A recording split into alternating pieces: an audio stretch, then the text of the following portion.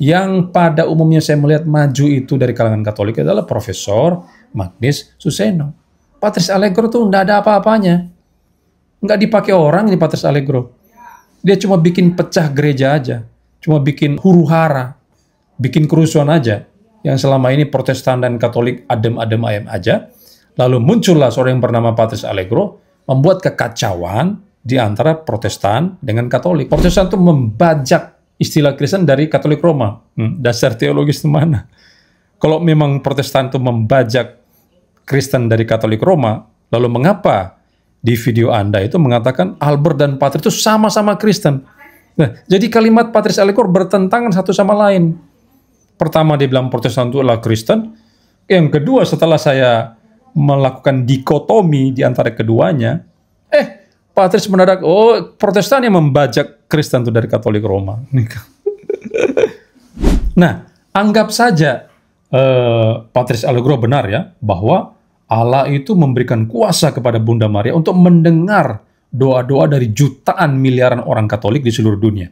Anggap saya begitu. Berarti kesimpulannya, Tuhannya Patris Allegro itu mengangkat Maria menjadi Tuhan.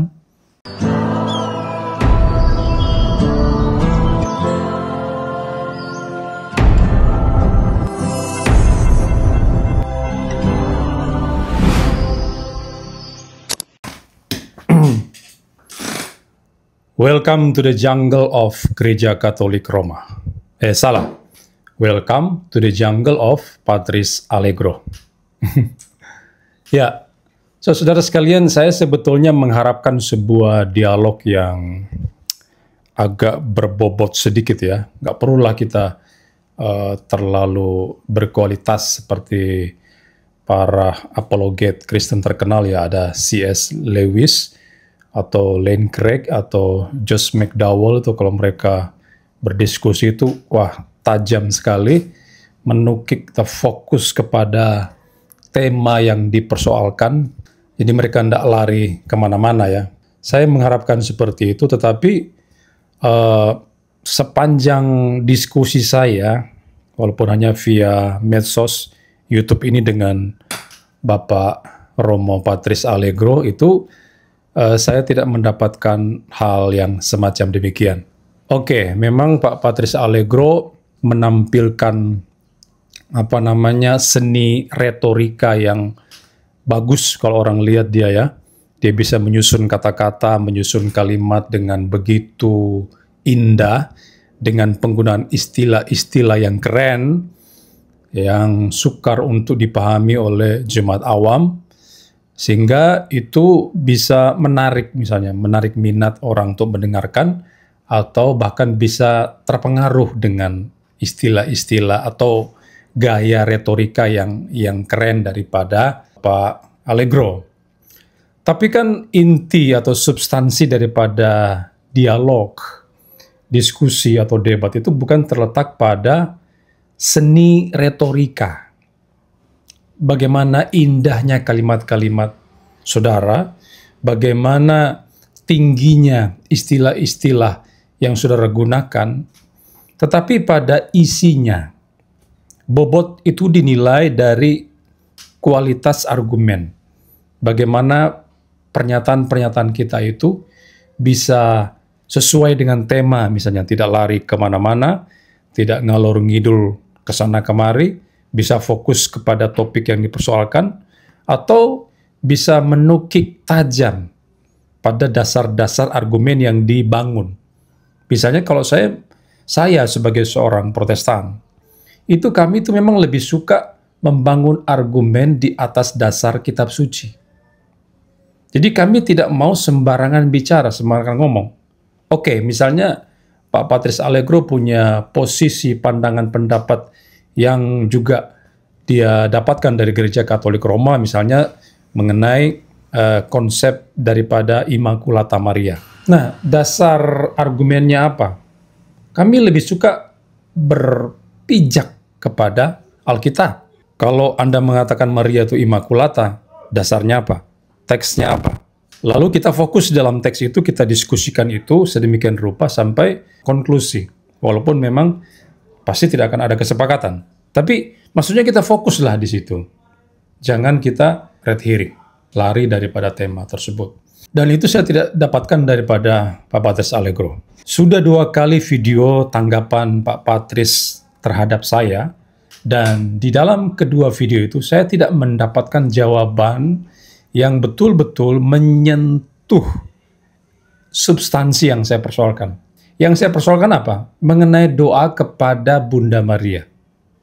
Ini poin utama saya, dan saya menentang itu berdasarkan Alkitab. Saya mendapati ketika saya belajar kitab suci, saya mendapati, pengajaran berdoa kepada Bunda Maria, termasuk dengan ribuan orang-orang kudus itu menentang Alkitab. Tidak cocok dengan Alkitab. Karena apa? Karena memang saudara dapatkan di sepanjang Alkitab tidak ada pengajaran tentang hal itu. Tidak ada. Nah, itu yang menjadi fokus saya. Tapi yang terjadi apa?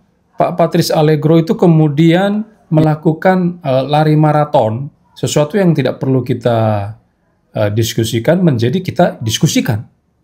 Padahal itu bukanlah topik yang sedang kita mau bahas, yang saya angkat. Nah, kalau saudara perhatikan di video yang kedua dari Pak Patris yang menanggapi saya, itu videonya itu berlangsung sekitar hampir 20 menit, 19 menitan begitu. Dan kalau saudara melihat itu tidak ada sanggahan dari Pak Patris Allegro terhadap poin yang saya persoalkan.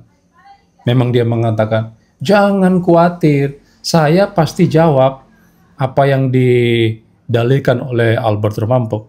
Tapi ketika dia mencoba menjawabnya, dia tidak sedang menjawab sebetulnya. Yang terjadi dia lari dari tema. Misalnya dia mengatakan, Albert jangan pergi kepada institusio Christian religion daripada John Calvin. Karena itu tidak jelas isinya. Apakah itu sesuai dengan topik? Lalu Pak Patris mengatakan bahwa Albert Romampok itu bodoh sekali.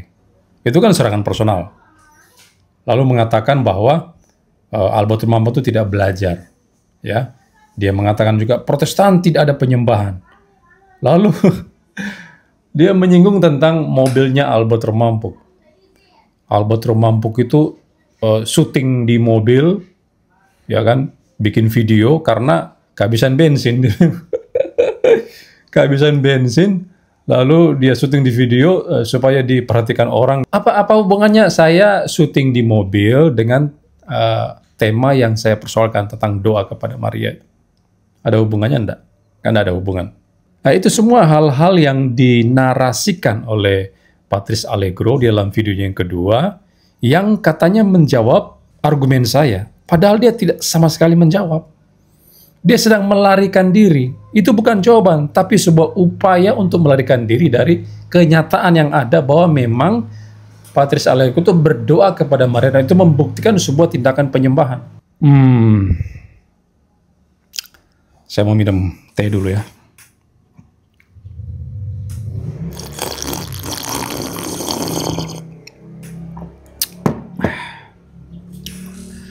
Itu sebab saya bingung ya, saya mau memulai dari mana. Pak Patris sama sekali tidak menjawab argumentasi saya. Lalu saya mau melakukan apa saat ini? Tapi baiklah, mari kita melihat pernyataan-pernyataan Pak Patris Allegro dalam videonya yang kedua itu. Sebelum saya menjawabnya, Pak Patris mengatakan bahwa dia akan menjawab saya dengan tradisi dan juga kitab suci. Oke, memang itulah yang menjadi keunggulan daripada Gereja Katolik Roma dan Patris Allegro, bahwa mereka memang bukan hanya mendasari iman mereka kepada Alkitab, tapi juga kepada tradisi dan magisterium. Ini 3 pilar iman Katolik. Ini sudah saya bahas dan sudah sempat didialogkan dengan Patris Allegro, dan lagi-lagi dia lari tunggang langgang, terbirit-birit, dan bahkan tradisi itu menempati posisi yang lebih tinggi ketimbang Alkitab. Jadi Pak Patris Allegro lebih percaya kepada tradisi dan magisteriumnya Paus dan para uskup itu ketimbang kitab suci. Ini nggak usah dibahas lagi Patris Allegro ya, karena kita sudah pernah bahas di waktu yang lalu. Silakan nonton lagi video saya, kalau nggak setuju dinonton baik-baik, dicerna baik-baik supaya Anda bisa mengerti. Nah, jadi kalau dia mau mengatakan dia pakai tradisi dan kitab suci, sebetulnya dia lebih dominan kepada tradisi. Karena tidak ada dukungan kitab suci sama sekali berdoa kepada Maria. Sama sekali tidak ada. Jadi ketika dia mengatakan bahwa kita butuh logos, nah videonya itu kan dia mengatakan, kita ini butuh logos, Patris Allegro butuh logos, logos yang sudah menjadi daging, kebenaran itu tidak lahir dari teriakan, tapi dari logos. Dia seakan-akan begitu menghormati logos ya. Yesus Kristus yang adalah Sang Firman, Firman Tuhan, kitab suci. Dia begitu, seakan-akan dia begitu hormati. Padahal faktanya tidak ada. Dia tidak menghormati kitab suci. Dia lebih meninggikan, menekankan pada tradisi dan magisterium. Dan itu terbukti. Kalau sudah melihat jawaban-jawaban Patris Allegro di dua videonya yang mau menanggapi saya, dia sama sekali tidak memberikan dasar kitab suci terhadap pandangannya dia. Berdoa kepada Maria, dasar Alkitabnya mana? Mana bukti teks suci yang mendukung posisi Patris Allegro? Sama sekali tidak ada. Maka ketika dia mengatakan dia butuh logos, butuh firman Tuhan, itu hanya lip service saja. Itu hanya kembang gula aja, pemanis di mulut supaya orang bisa mendengarkan dia. Secara fakta kenyataan tidak ada sama sekali firman Tuhan yang dia tekankan untuk menjadi landasan pengajaran dia tentang berdoa kepada Bunda Maria. Tidak ada sama sekali. Bahkan dia sendiri dalam videonya mengatakan bahwa Albert memberikan tanggapan secara teologis. Walaupun dia tambah dengan embel-embel emosional, Albert emosional, tapi ada dasar teologis. Nah itulah kelebihan Protestan ketimbang Gereja Katolik Roma. Bagi kaum Protestan, kita itu berprinsip pada sola scriptura. Ini sudah dibahas lagi di masa lalu ya.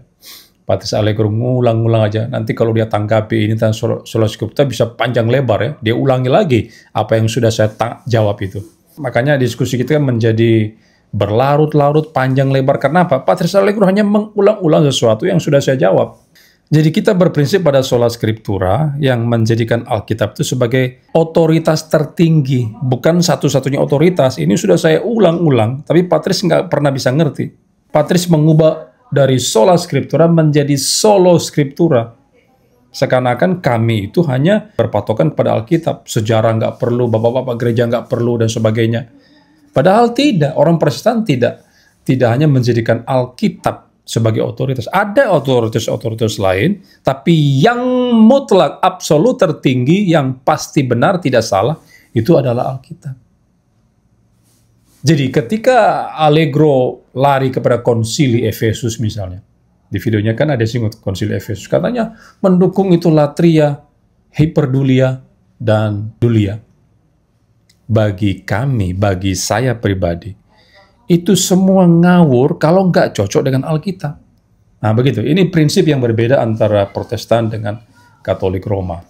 Nah oke, mari kita membongkar poin-poin yang sudah diberikan oleh Allegro di dalam video yang kedua itu. Yang pertama, Patris Allegro mengatakan Albertus strawman karena mengatakan bahwa Patris Allegro berdoa kepada Maria itu sama dengan menyembah Maria. Lalu Patris Allegro jawab, kalau gitu saat minta tolong orang doakan, maka itu sama dengan menyembah orang itu. Nah, Patris Allegro ini sedang menggunakan logika buntu, kalau saya katakan ya.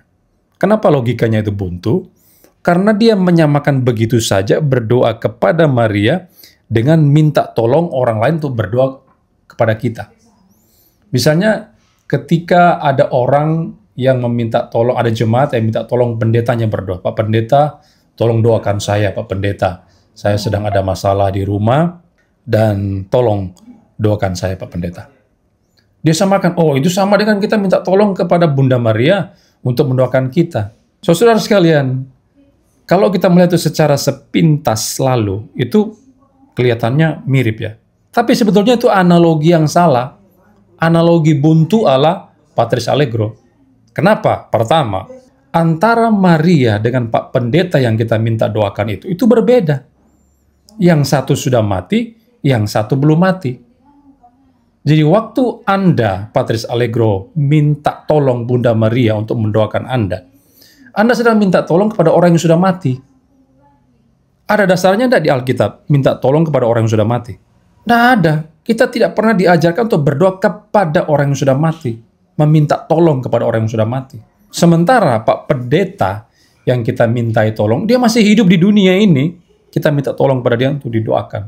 Ini kan perbedaan yang pertama. Yang kedua, pada waktu Patris Allegro minta tolong kepada Bunda Maria untuk mendoakan Anda.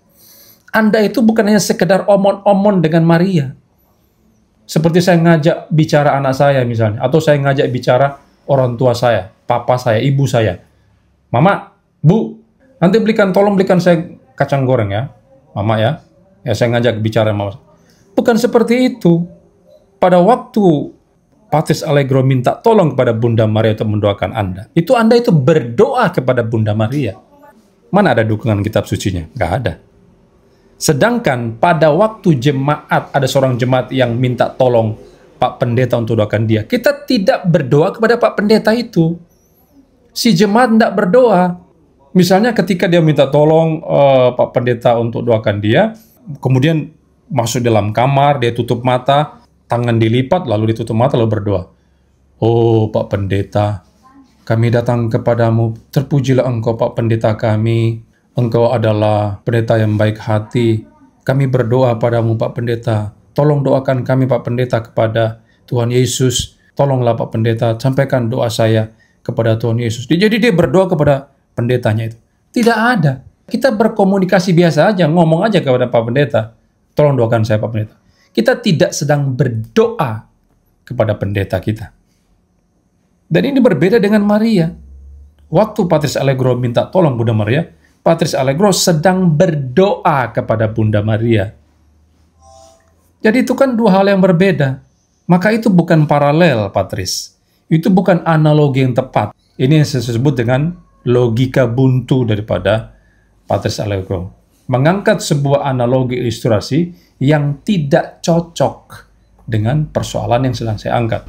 Pada waktu Patris Allegro mengatakan saya strawman karena menyamakan antara berdoa dengan penyembahan, saya sudah mengatakan berkali-kali, ketika saya mengatakan doa itu ada unsur penyembahan di dalamnya, itu saya tidak ngarang, itu bukan pendapat saya pribadi. Saya mengacu kepada teks suci.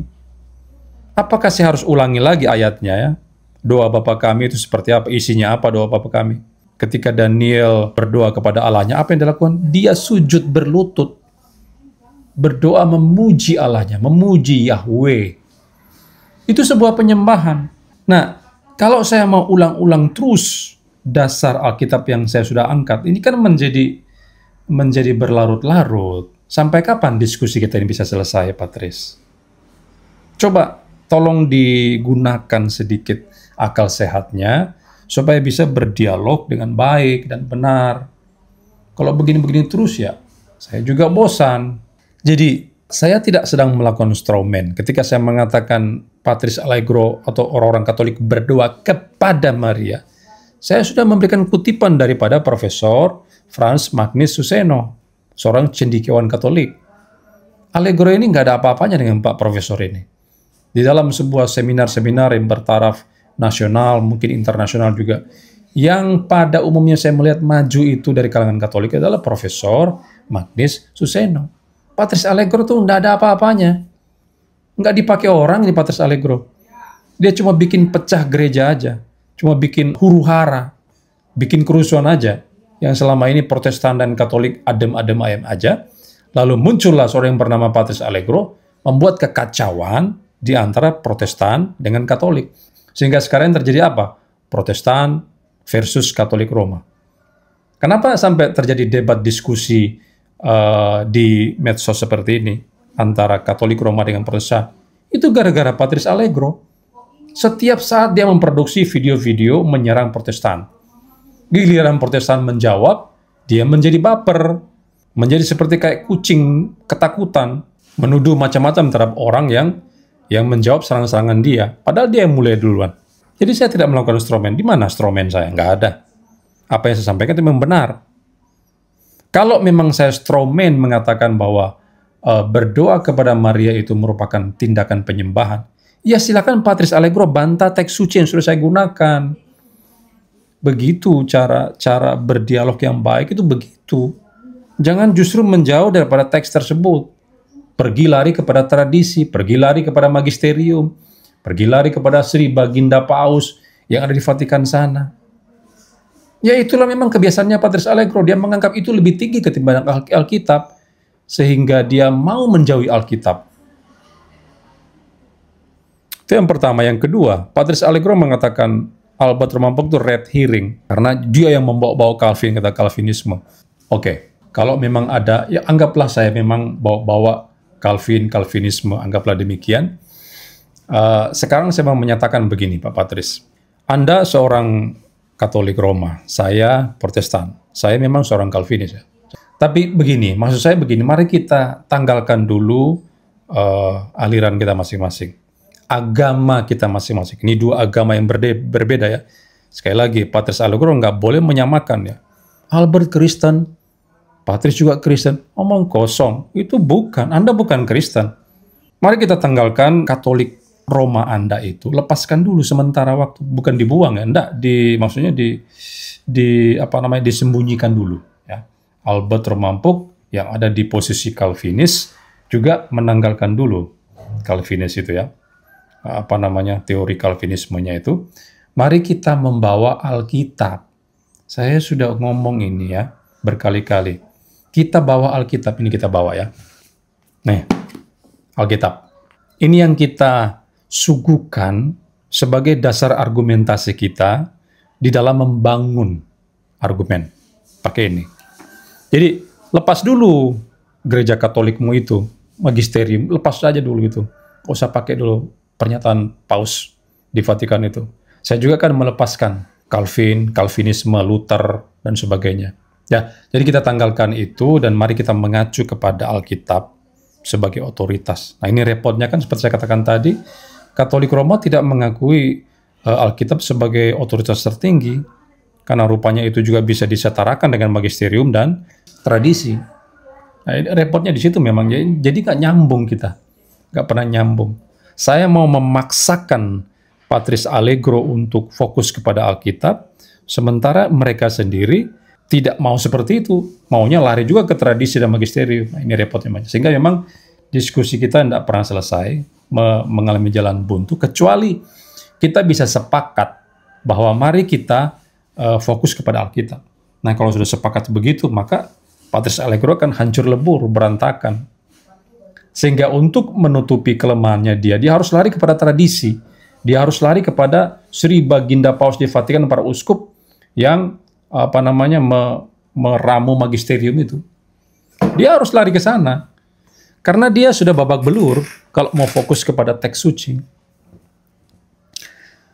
Dan memang Patris Allegro itu tidak punya kemampuan untuk memahami Alkitab dengan baik. Sangat tidak punya kemampuan. Ini berbeda dengan para teolog Protestan yang begitu ketat menafsirkan Alkitab, itu begitu ketat sekali, menggunakan prinsip-prinsip hermeneutik yang sesuai dengan standar. Mereka mendekati Alkitab sehingga bisa dipahami dengan begitu baik. Ini sangat berbeda sekali dengan Patris Allegro yang hanya berharap kepada hal-hal yang sudah ditetapkan di dalam magisterium itu. Yang ketiga, dia mengatakan Albert Romampok itu ad hominem. Misalnya menuduh Patris Allegro itu ngalor ngidul, lari ke sana kemari, tidak bisa berdiskusi dengan baik, lari terbirit-birit. Nah, dia menganggap itu sebuah hinaan. Nah, saudara, waktu saya mengatakan Pak Patris Allegro ini ngalor ngidul ke sana kemari, lari terbirit-birit, nggak mau diskusi dan sebagainya, diskusi terbuka, face to face seperti ini, menantang diskusi debat terbuka. Itu memang fakta. Itu fakta. Itu bukan hinaan. Penghinaan itu ketika misalnya saya mengatakan Patris Allegro itu jelek, hidungnya jelek, mukanya bopeng dan sebagainya, itu baru penghinaan. Tapi apa yang saya sampaikan mengatakan bahwa Patris Allegro itu tidak menjawab saya, lari terbirit, menjauhi tema yang ada dan sebagainya, itu fakta.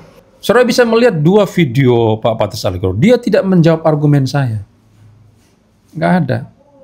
Jadi saya menyampaikan sebuah fakta, realita, kenyataan, tapi Patris Allegro menyimpangkan itu menjadi sebuah ad hominem. Katanya saya serang personal, padahal tidak. Padahal yang menyerang personal itu siapa? Patris Allegro mengatakan saya bodoh sekali. Kalau memang faktanya demikian, tuh bagi saya tidak masalah. Silakan aja bilang orang lain bodoh, tapi tunjukkan di mana kebodohannya. Lalu di videonya yang pertama, saya sempat nonton itu bahwa Patrice Allegro katanya mau menampar saya berkali-kali. Ada di video pertama itu ya. Tapi saya cek ulang itu kelihatannya sudah dihapus sama Patrice Allegro. Nah, apakah itu bukan sebuah serangan personal? Personal attack. Itu personal. Bahkan personal yang sangat tajam sekali mau menampar saya. Bayangkan seorang klerus di Kupang, seorang Romo mau menampar Albert Romampuk berkali-kali. Jadi siapa yang melakukan serangan personal? Patrice Allegro atau saya? Saya menyampaikan fakta, Patrice Allegro itu yang ad hominem kepada saya. Jadi ini jangan dibolak-balik Pak Patrice ya. Jangan dibolak-balik. Video kita ini sudah dinonton oleh ribuan orang, baik orang Katolik, orang Protestan, dan mungkin ada aliran lain yang menonton kita, dan orang bisa menilai siapa yang melakukan logical fallacy selama ini.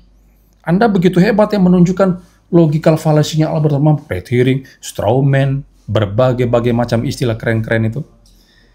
Tapi Anda sadar enggak, ini kita sedang dinonton oleh ribuan orang. Dan mereka bisa menilai siapa yang melakukan logical fallacy itu. Anda sedang mempermalukan diri Anda sendiri. Jadi coba bernarasi yang bagus, yang sesuai dengan fakta. Jangan dimodifikasi sedemikian rupa untuk menjatuhkan lawan diskusi. Itu tidak baik, cara-cara seperti itu. Yang keempat, Albert Romampuk katanya melakukan dikotomi palsu. Albert Kristen, Patrice Allegro non-Kristen. Itu salah secara teologis dan historis. Salah secara teologis. Nah, salah secara teologis. Itu teologisnya mana? Coba jelaskan secara teologis itu yang benar apa? Jadi, menurut Patrice Allegro secara teologis, Gereja Katolik Roma itulah Kristen. Lalu Protestan bukan Kristen. Nah, mana? Dasar teologisnya itu mana? Kan nggak ada. Patrice Allegro cuma omon-omon aja. Yang Kristen itu adalah Gereja Katolik Roma. Protestan itu membajak istilah Kristen dari Katolik Roma. Dasar teologis itu mana? Kalau memang Protestan itu membajak Kristen dari Katolik Roma, lalu mengapa di video Anda itu mengatakan Albert dan Patrice itu sama-sama Kristen? Nah, jadi kalimat Patrice Allegro bertentangan satu sama lain. Pertama dia bilang Protestan itu adalah Kristen. Yang kedua, setelah saya melakukan dikotomi di antara keduanya, Patrice mendadak, Protestan yang membajak Kristen itu dari Katolik Roma. Ini kan kacau balau. Jadi semakin Patrice Allegro bicara, semakin banyak bicara, dia semakin berkontradiksi satu sama lain. Kata-katanya menentang kata-katanya yang lain. Jadi itu tidak ada dasar teologisnya. Nah, saya ajar Pak Patrice Allegro ya. Kata Kristen itu muncul pertama kali itu di Kisah Para Rasul. Kisah Para Rasul 11 ayat 26. Mereka tinggal bersama-sama dengan jemaat itu 1 tahun lamanya sambil mengajar banyak orang. Di Antiokhia lah murid-murid itu untuk pertama kalinya disebut Kristen. Sekarang pertanyaannya adalah, apakah kata Kristen yang dimaksudkan dalam teks tersebut itu menunjuk kepada Gereja Katolik Roma? Sejak kapan itu? Dari mana atau dasarnya? Tapi itu sampean? Nggak ada. Itu cuma disebut Kristen, bukan Katolik Roma. Katolik Roma belum ada waktu itu. Jadi, klaim-klaim bahwa Gereja Katolik Roma itu menganut suksesi apostolik, gereja perdana, gereja mula-mula, itu omong kosong. Jemaat mula-mula disebut Kristen, bukan Katolik Roma. Nggak ada dasarnya itu. Gereja perdana itu berdiri ketika hari Pentakosta. Hari Pentakosta, dan ada khotbah Petrus di sana, lalu orang-orang di sana bertobat, ada ribuan, 3.000 jiwa bertobat. Itulah berdirinya gereja itu pada waktu hari Pentakosta itu. Mana Katolik Roma mana? Nggak ada Katolik Roma di situ. Tidak ada gereja Katolik Roma yang berpusat di Vatikan itu. Nggak ada pada waktu Pentakosta itu. Belum ada, belum lahir. Jadi kata Kristen yang saya maksudkan itu artinya adalah pengikut Kristus. Orang yang mengikut Kristus, maksudnya mereka akan mengikut ajaran-ajaran daripada Tuhan Yesus. Misalnya, ketika Tuhan Yesus mengajarkan berdoa kepada Bapa di sorga, kenapa kok Patrice Allegro menyimpangkan itu, membantah, melawan ajaran Tuhan Yesus dengan berdoa kepada Bunda Maria, berdoa kepada ribuan santo dan santa. Berarti Pak Patris Allegro sedang tidak mengikuti Kristus. Nah, kalau orang yang tidak mau mengikut Kristus, apakah dia bisa disebut sebagai Kristen? Kan tidak bisa. Jadi, saya tidak salah menyimpulkan bahwa Patris Allegro itu non-Kristen. Kenapa? Karena Yesus ngajarnya berdoa kepada Bapa di sorga, dia ngajarnya berdoa kepada Maria dan ribuan santo yang tidak diajarkan oleh Tuhan Yesus. Begitu. Oke? Jadi jelas ya, Albert itu Kristen karena mengikuti pengajaran Tuhan Yesus, sementara Patris Allegro itu non-Kristen. Clear ya? Nggak bisa dibantah oleh Allegro itu, nggak bisa dibantah itu. Yang kelima, manipulasi bahasa. Albert mampu melakukan manipulasi bahasa katanya ya. Devosi Maria sebagai politeisme. Karena Maria tidak maha tahu, maka berdoa pada Maria sama dengan angkat jadi Allah. Nah, lalu Patris Allegro jawab begini. Itu bukan kekuatan Maria sendiri, karena Tuhan yang membuatnya. Jadi, ketika Patris Allegro dan seluruh umat Katolik berdoa kepada Maria, Maria kan tidak maha tahu, kan dia manusia biasa. Lalu Tuhan memberikan kekuatan kepada Maria, sehingga dia bisa tahu doa-doa orang Katolik di seluruh dunia. Memberikan kuasa kepada Maria. Itu cuma karangan Patris Allegro sendiri aja. Sekarang dasarnya Patris Allegro ngomong begitu itu apa? Kalau kita cuma asal bicara aja, semua orang bisa juga. Anak SD juga bisa, kalau cuma asal-asal ngomong. Tapi dasarnya apa? Dan dasar yang saya minta itu bukan dari paus di Vatikan. Berdasarkan omongan paus. Bukan berdasarkan magisterium. Bukan berdasarkan tradisi.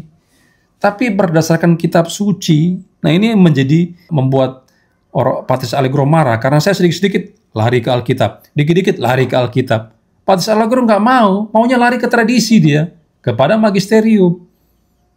Itu yang bikin marah Patris Allegro sama saya.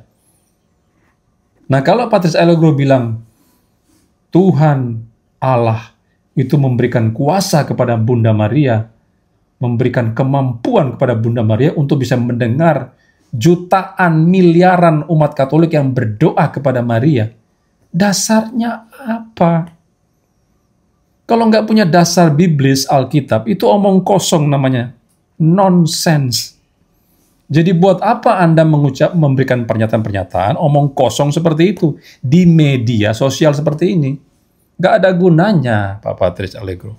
Nah, anggap saja Patris Allegro benar ya, bahwa Allah itu memberikan kuasa kepada Bunda Maria untuk mendengar doa-doa dari jutaan miliaran orang Katolik di seluruh dunia. Anggap saya begitu. Berarti kesimpulannya, Tuhannya Patris Allegro itu mengangkat Maria menjadi Tuhan. Nah, itu konsekuensinya. Tuhannya Patris Allegro mengangkat Maria menjadi Tuhan karena memberikan properti, memberikan atribut, mengatribusikan atribut yang hanya dimiliki oleh Allah. Maha tahu itu milik Allah sendiri, tidak bisa ditransfer kepada yang non-Allah. Maka ketika Allahnya Patris Allegro memberikan atribut ilahi itu kepada Bunda Maria, maka selamat. Patris Allegro sudah mengangkat, bukan Patris Allegro, Tuhannya Patris Allegro sedang mengangkat Bunda Maria menjadi Allah. Good job Patris Allegro. Apakah pernyataan saya bahwa Patris Allegro itu menganut politeisme itu salah? Tidak salah, karena buktinya Allahnya Patris Allegro mengangkat Bunda Maria menjadi Allah. Maka sudah ada berapa Allah? Sudah berapa Allah? 4 Allah minimal ya, sekarang ya. Karena ada Bapa, Anak, Roh Kudus, Tritunggal, tambah Maria menjadi Allah. Bukan hanya 4 Allah. Ada ribuan santa dan santo juga yang menjadi objek doanya orang-orang Katolik. Menjadi objeknya doanya si Patris Allegro. Maka Allahnya berapa? Nah, para santo itu juga tidak maha tahu. Bagaimana ceritanya Patris Allegro mau berdoa kepada ribuan santo dan santa itu. Oh, Patris Allegro bilang, Tuhan memberikan kemampuan mereka supaya mereka bisa mendengarkan doa-doa orang Katolik di seluruh dunia. Nah, berarti Tuhannya Patris Allegro mengangkat ribuan santo dan santa menjadi Allah. Nah sekarang Allahnya Patris Allegro sudah berapa? Bukan cuma 4, tapi sudah ribuan Allahnya. Itu sebab saya mengatakan Patris Allegro sebetulnya tidak percaya kepada doktrin Allah Tritunggal. Dia menentang Allah Tritunggal, dia melawan Allah Tritunggal, dan dia percaya kepada ribuan Allah. Sehingga penyebutannya bukan Tritunggal lagi.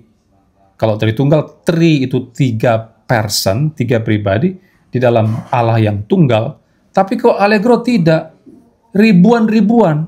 Ribuan pribadi, ribuan Allah. Itulah kepercayaannya Allegro. Sehingga, sekali lagi, tidak salah kalau saya mengatakan Allegro itu penganut politeisme. Dia seorang politeis sebetulnya. Jadi jawaban Allegro itu lebih memperparah posisinya. Kalau dia mengatakan Tuhan yang memberikan kuasa kepada Maria untuk mendengarkan doa-doa orang-orang Katolik seluruh dunia, maka selamat sekali lagi, Tuhannya Allegro mengangkat Maria menjadi Allah.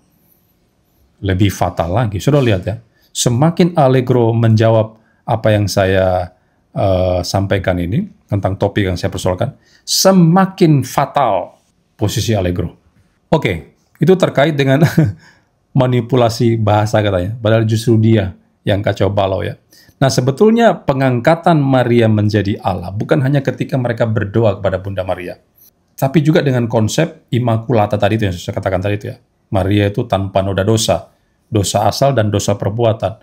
Itu sebuah pengangkatan Maria itu menjadi Allah. Jadi dogma Maria Immaculata itu sebuah pengangkatan Maria menjadi Allah. Status Maria yang mulanya hanya manusia biasa saja, Bunda Allah, tapi kemudian dirubah menjadi Allah itu sendiri. Karena Alkitab mengatakan semua manusia telah berbuat dosa dan telah kehilangan kemuliaan Allah. Roma 3:23. Jadi ketika Gereja Katolik Roma menciptakan dogma Conceptio Maria Immaculata, mereka sedang mengangkat status Maria dari yang manusia biasa menjadi Allah. Itu konsekuensi yang tidak terelakkan. Nah, jangan ulang lagi mengenai Immaculata ini ya, Patris, karena kita sudah diskusikan di video yang lalu. Nanti bisa lari ke sana kemari, saya cuma singgung aja. Itu yang kelima. Lalu yang keenam, doa adalah penyembahan. Protestan tidak ada penyembahan, dia bilang. Kalau khotbah ada pujian pada Allah, berarti khotbah sama dengan penyembahan. Kalau bicara pada jemaat Tuhan itu baik, berarti sama dengan menyembah jemaat. Sehingga semua Protestan adalah politeis. Dia balikkan lagi ya. Saudara sekalian, ketika pendeta khotbah lalu dia mengatakan, wah Allah itu baik ya. Tuhan itu begitu baik, terpujilah Allah dalam khotbahnya. Dia sedang menyembah Allah, bukan berarti si pendeta itu yang harus kita sembah. Kalaupun khotbah itu adalah penyembahan, mungkin saya setuju. Karena khotbah itu kan disampaikan di dalam ibadah. Dan ibadah bagi saya, ibadah, misalnya kita ibadah di gereja hari Minggu ya, seluruh ibadah itu adalah penyembahan menurut saya. Menurut saya. Kalau di dalam gereja saya itu, saya gereja Protestan, gereja saya itu dimulai dengan saat teduh. Jadi kami saat teduh ada musik, mengiringi, lalu kami berdiam diri di hadapan Tuhan, itu adalah saat teduh. Terus sampai ada puji-pujian, lalu ada khotbah, ada penyampaian firman Tuhan di dalamnya.